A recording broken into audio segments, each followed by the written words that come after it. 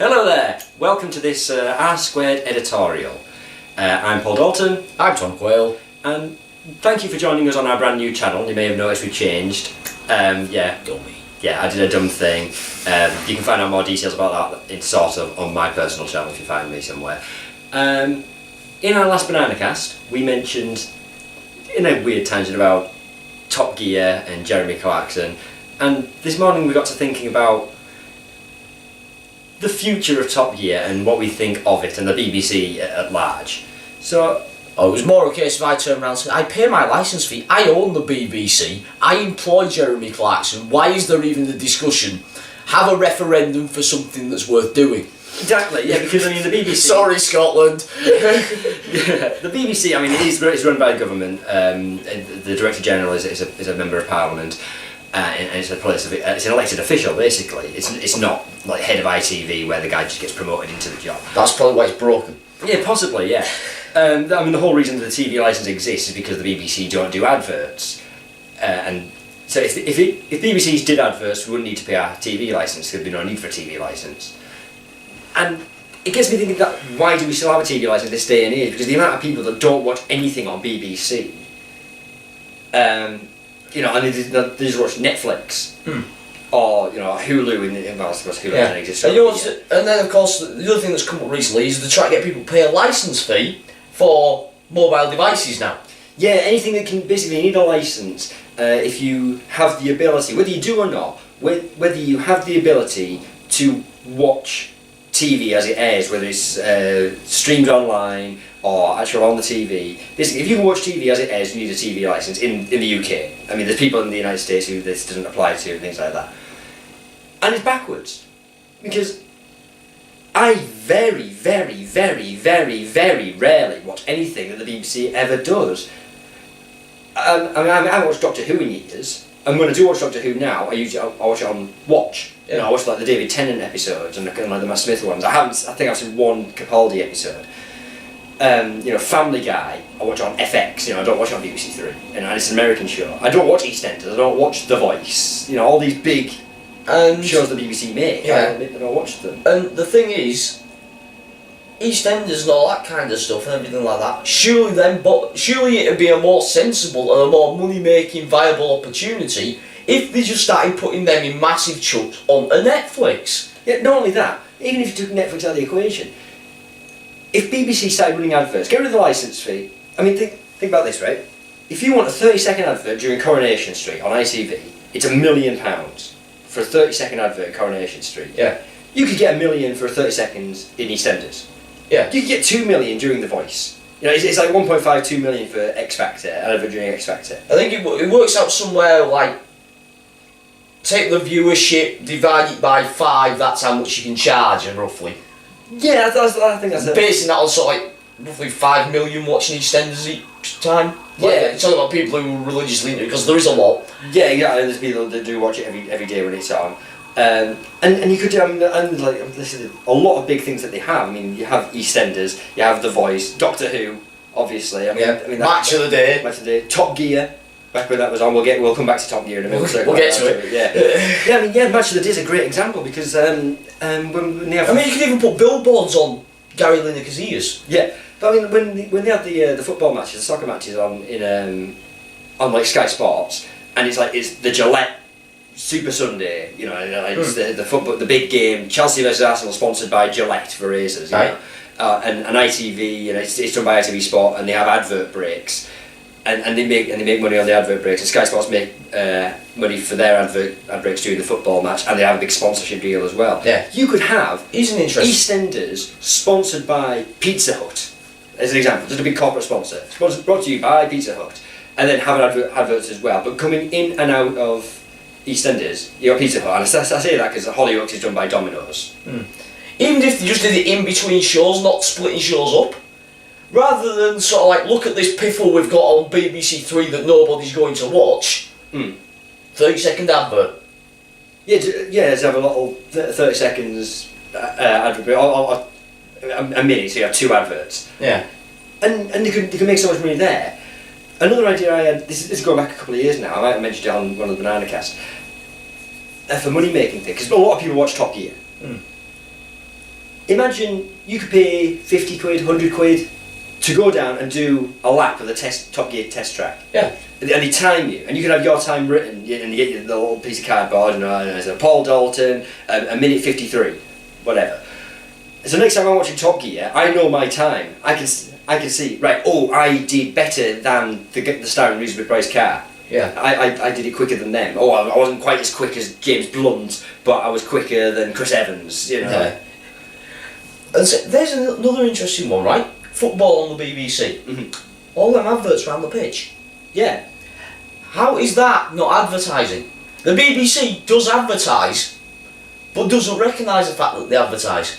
Yeah, I suppose it's the company pays for the advert on the football pitch. So that's why you get like a different one at Old Trafford than you would at Anfield. But that's the thing, you see sort of like on like shows like, I don't know what the BBC equivalent of This Morning or GMTV is, but like there's never any branding on any cups or any bottles of stuff. Apart from maybe like BBC on a cup or something. Like they'll have BBC, or they'll put tape over the logos of things.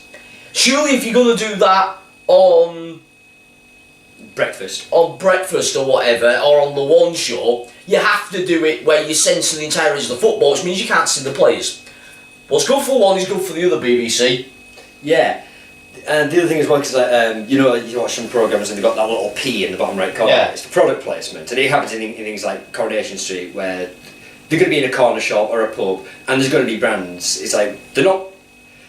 Maybe they've paid to have their, like Foster's, for example. Say the Rovers return on Coronation Street, Yeah. and you'll see a big Foster's logo.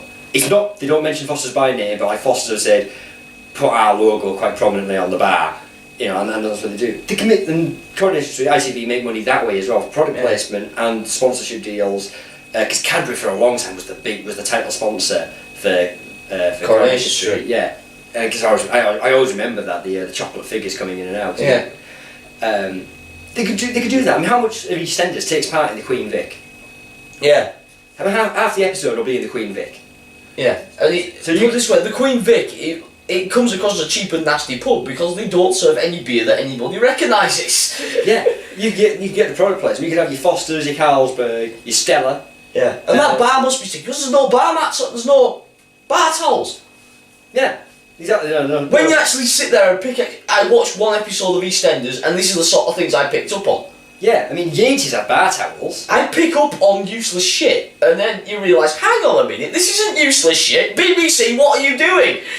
Yeah, I mean, because they've got the Cabin is the news agency in Coronation Street, and they've got the big thing of cigarettes, the cabinet, the tobacconist. I don't know. Obviously, they've got the plan is to have the blank packaging on cigarettes come in, but at the minute you can watch Coronation Street, you can see your Lambert and Butler, your Richmond, your Carlton, and your Golden Virginia, and all that stuff in the background, and it helps legitimise it because the name brands we're smokers, yeah, and we you know we smoke different types of cigarettes. We recognise, okay, these are actual brands of cigarettes. It looks like a real shop. You go on EastEnders and they don't have that, and it's like. It's like the difference between Coca-Cola and Roller Cola, to quote Peter Kay. But you know what I mean? It's the knockoff brand. You know, it's like, why would anyone shop here? Because you haven't got the real stuff. You know, you've got Lepsy, not Pepsi. Yeah. Leprosy, maybe. Yeah, exactly. Well, it's EastEnders, so yeah. That's it. And it doesn't end with like EastEnders and everything like that. We're just picking on the mainstream stuff. Yeah, I mean, there's so much stuff on BBC, and we're just focusing on EastEnders at the minute, and the football. But in things like in Doctor Who, I mean, yeah, it's aliens and stuff, but there are times when they'll be in a shop because they're on Earth or something. I mean, good example, the St John Ambulance. The logo for the St John Ambulance is on the front door of the TARDIS since Matt Smith became the Doctor. It wasn't there for Christopher Eccleston or David Tennant or any of the old Doctors, Pertwee or when David Tennant regenerated, became Matt Smith, and the TARDIS regenerated, he added St John Ambulance. St John Ambulance would have to pay to have that there. Surely. Yeah. BBC aren't going to do it out of the goodness of the heart. Because what heart? It's BBC. It's run by a politician. Exactly. So they're not opposed to taking money, because I mean that's a prominent logo on a prominent show. Yeah. And it's the main it's like having the Starship Enterprise with and we're not bashing the St John's Ambulance for having it there. No, it's great for them. Reiterate that one. No, it's great for them. I used to be a fundraiser for St John Ambulance, and any way they can try and get awareness is fantastic. It was actually Anne that pointed it out to me because we were watching it, and he said, "Oh, they've got St John's." Oh, so they have. It's definitely noticeable. Mm-hmm. I mean, maybe not to people in America when it's on BBC America or whatever, Sci-Fi Channel, because that's a point. There's a channel called BBC America. Mm. Why are we paying a licence fee so America can have a BBC channel? That is a good point. That is a very good point. Yeah, we're paying it for British TV and the popular stuff. Top Gear. In other words, what they do is they give us a pile of shit with the occasional good show thrown in, then take the good stuff and show it to the Americans. Yeah, I think QI gets exported as well. That's quite popular overseas. Yeah. And a couple of things maybe like the Graham Norton show. Well, we could do with deporting Graham Norton, but I like him. He's alright. But you do make a good point. Why are we paying the licence fee for Americans to get TV shows? I mean, yeah, it's the same stuff we get, but they'd have to pay a TV licence. Yeah, if anything, if the BBC wants to go abroad with any of their shows and air their shows and have a channel in another country, that should be a pay-per-view channel. Yeah, it should be like HBO, like a premium one. Yeah. That you pay extra for. Yeah. And how this relates, we'll be back to Top Gear now, because we're talking about all the things that they could do to make money, and they don't do, because they've got the TV licence, and people like us, and people like, I'm sure the people watching, pay the TV licence to fund it. So we're all shareholders in BBC. Yeah. And they're making decisions with how they spend our money without consulting us. That's why so many people try and avoid paying the TV licence fee, because there's fuck all on that I want to watch, Yeah.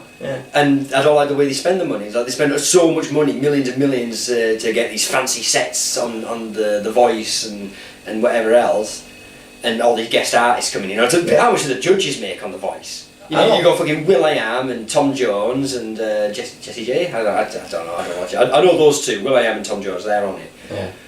And the other two. Yeah. You don't need the other two. Sack them.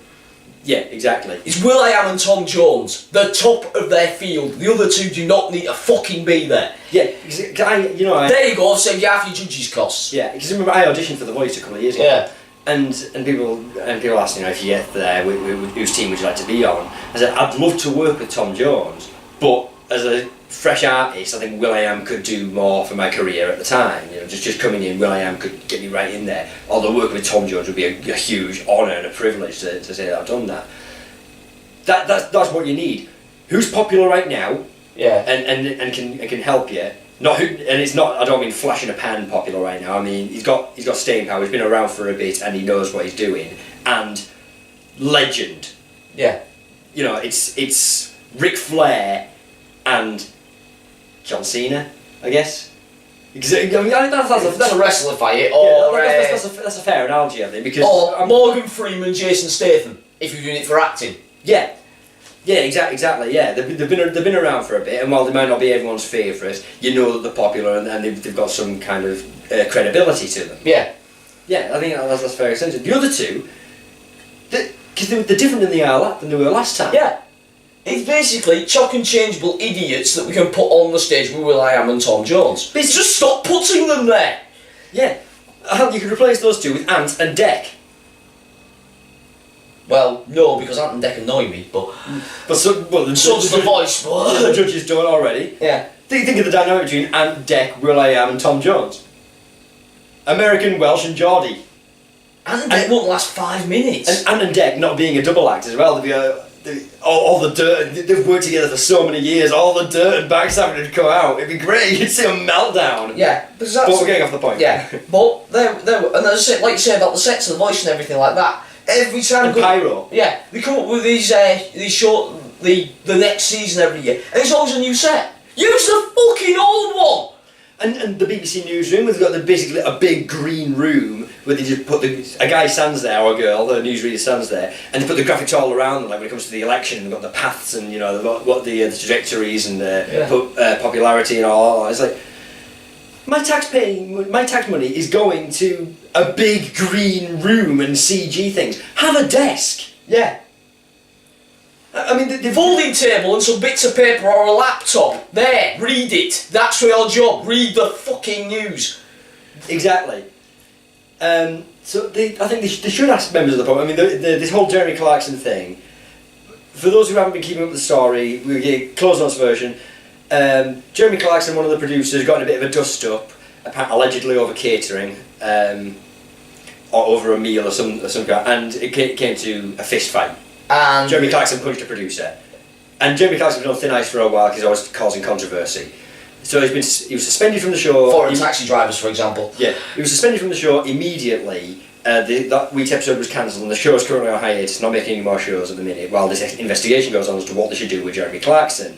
Because, like I said, the taxi drivers, the prostitute killer, about lorry drivers all just kill prostitutes and all that stuff. Driving through Argentina with I was going to say the Falklands. Yeah, the Falklands thing. Driving through Argentina with a number plate which allegedly referenced the Falklands War. They've called this new Aston Martin the Vulcan, which is a great big bomber that takes off from it, and we better not go there. Mexico. Yeah. He had to publicly apologise to the Mexican president and the people of Mexico because of a comment he made about Mexico. But that's the thing, right? Jeremy Clarkson, this is my one though. Jeremy Clarkson, controversial and everything like that. How many people watched him make them comments? Or, when they heard he made them comments, went back and watched it? Yeah. He's done more for BBC viewership than any dog dying on EastEnders ever could. Yeah. The guy's a genius! I saw a brilliant tweet. It was like the day after Jeremy Clarkson was suspended. It was like, BBC now suspended because thanks to Jeremy Clarkson not being there, there's a political imbalance. Yeah. And it's great because BBC are so one direction with how they portray things, and Jeremy Clarkson is so the opposite of what the BBC are. And it's great, it's such a lightning rod for controversy, but I think in the best possible way. Eric Bishop always says controversy creates cash, yeah. Yeah, I mean, fucking people make a living off of it, and Jeremy Clarkson's done a good job of it. And the Stig, who, if you don't watch Top Gear, he's the racing car driver who tests all the car, make sure how fast they go around the track. He said, "Don't fire Jeremy." The other two presenters, Richard Hammond and James Miller, have said, "We won't do Top Gear without Jeremy." So if they decide to fire Jeremy Clarkson, Top Gear's dead. Yeah. Because what makes Top Gear is those three. Yeah. I'm not a car guy. It's not a car show. It is an entertainment show. Which means it's an entertainment show that features cars. It's an unscripted entertainment show. It's won awards of being an unscripted entertainment show because there's the actual joke on there, Jeremy Clarkson being Jeremy Clarkson, but still it's hilarious. Where they turn around and say, "Oh, so why couldn't you go and collect that award, that unscripted award in personal, Jeremy? Because I was writing the script for this week's show." Exactly. It's the difference between, because another show called Fifth Gear, that is a car show that tries to be entertaining at the same time. But whereas Top Gear is the entertaining show that happens to talk about cars. Yeah, because Fifth Gear is hosted by Vicky Butler Henderson, who doesn't look as good as she used to, and a fat guy, Tiffany Dell, who used to host Top Gear with Jeremy, and Jason Plato, who is the touring car driver with the charisma of carpet. Yeah, I mean, Top Gear used to be like Fifth Gear is now. It was a car show. That's what Top Gear was, and it went off the air for a bit when it came back with Jeremy Clarkson and Richard Hammond, because it was just those two to begin with. Yeah. And we're going to focus more on the entertainment, and the cars are a kind of a side product. And then they brought in James May as well. And they got even more. They started doing these weird challenges and everything else. And it's great. And they do brilliant numbers. Every Christmas there's a new Top Gear challenge, and millions of people watch it. And it's just three people in cars driving across a country. Yeah. What is the betting? With the money they have between them, they sack Jeremy Clarkson. It turns up on another network under a new name. It could possibly. I mean, apparently Clarkson owns Top Gear. Or at least has a majority share in it. Yeah. So technically they could go and make new episodes of Top Gear for Dave. Yeah. You know, it's like... And of course the other side of it is... The other side, as I mentioned with Fifth Gear and everything like that, if the opportunity's there, because there's a certain person who's still quite close with Jeremy Clarkson, called Tiffany Dell. Yeah, it's weird, because they work for the rival shows, well I say rivals, competing shows. And they are quite close because they used to work together, like you said. Yeah. And they're very professional about it. The two people who's a P nitrous most on cars, the Stig and Tiffany Dell. Yeah, which says a whole lot because she's the competition. He. That's she. You say Tiff, I'm imagining a female, but yeah, but yeah, he's the competition. So it just shows exactly where Jeremy Clarkson's head is. He's very much about the product. He's not about BBC. He's about the product, and he owns the product. That's why he makes the most money out of it. And they could very easily go to the TV channel Dave, which seem to show nothing but Top Gear repeats, and say, we can make new episodes for you. Yeah. Like they did with Red Dwarf, when Red Dwarf season 10, and even that Back to Earth thing, it was to Dave, it wasn't to BBC. They could do that, and I think that'd be great, because they got adverts in there, make more money off the advertising, and overseas they could make their own price. Yeah. So that's our thoughts on BBC, I think. I think the one thing we came down to is there's decisions within the BBC which should be put out to a public vote. I mean, that's the thing. You vote in your Prime Minister, you vote in your local elections and everything like that. That you should be able to vote, not every 5 years, but every year, for the person in charge of the BBC. Yeah, vote for the Director General. Vote for an election for the Director General of the BBC. And people should have to run for it and proclaim, right, we want to do this show, this show, this show, this show. We want to reduce the licence fee by this much. We're going to cut this, we're going to cut that, we're going to cut the other. You decide which one you want. Yeah, and what the credentials are. It's like, okay, I've never run a TV station before, but I have been an on-screen personality for 30 years, or I've been a producer for 40 years. It's just sort of like, hypothetically, you'd have, say 4 candidates. You've got, I'm the current Director General of the BBC. If you like what you're getting so far, put me back in. Yeah. I'm a sports editor and everything like that. I want to promote more sport on the BBC and everything, and go down more the sport route during the day when there's not much on. You got sporty guy. Then you've got, I've worked on EastEnders for so long. It's a BBC icon. I could bring you more shows like that and develop new ideas to replace it if it's going a bit stale. And number 4, I'm Jeremy Clarkson. Here's what's wrong with everything. Watch me hit it with a hammer and make it work. And Jeremy Clarkson would win. Definitely, just to say fuck you BBC. Yeah, because we're all sick of paying a licence fee for something that's shit. Exactly. And that's you're absolutely right. They should. It's a government position that is decided independent of party. I mean, we don't vote for the Chancellor of the Exchequer. Right? That's decided in party and everything else like that. It's basically what happens is you vote for Vince McMahon, then Vince McMahon picks who's walking around with money in the bank. Yeah. That's all the Chancellor is. Yeah. I like the analogy. That's good. He's the Prime Minister in waiting. He's the next WWE champion. Yeah. I'm good with that. Yeah. There's just a couple of ideas of how to fix BBC. Advertising, paid promotions or product placement. Let the public vote on who runs BBC. There's so many things they could do to fix the BBC. Or let the public at least have a say in how the money is spent. Yeah. And there's another thing. It's a little thing, but I have noticed. Have you noticed, like, the 6 o'clock news, the regional newses, the 10 o'clock news, all have different theme tunes? Do they? All the different regional newses have different theme tunes. Just give them the standard news theme tune. Stop paying the right. For every local one as well as the 6 o'clock. Yeah, as well as the national one. Make all the news theme tunes the same. You're not paying the rights to as much music. Yeah, you don't have to pay a composer to come up with In fact, sod all this bloody people from inside the BBC and everything like that. Vote for us for running the BBC. It's going to be a thing. We're going to make it happen. Yeah. So hashtag ask where BBC. Yeah. And we'll just turn around like, right, advertise everything. Licence fee gone. Yeah, there you go. What's this? It's a can of Coke. I'm going to go and put it on top of the logo and claim product placement rights for. Yeah. There you go. BBC brought to you by Coca-Cola. Yeah. Just that little full stop at the end of the BBC. Just replace it with a Coke can. We're making money already. Yeah, always thinking. There you go. Right, that's our R Squared editorial on BBC. Thank you very much for watching, and ta-ra. Bye.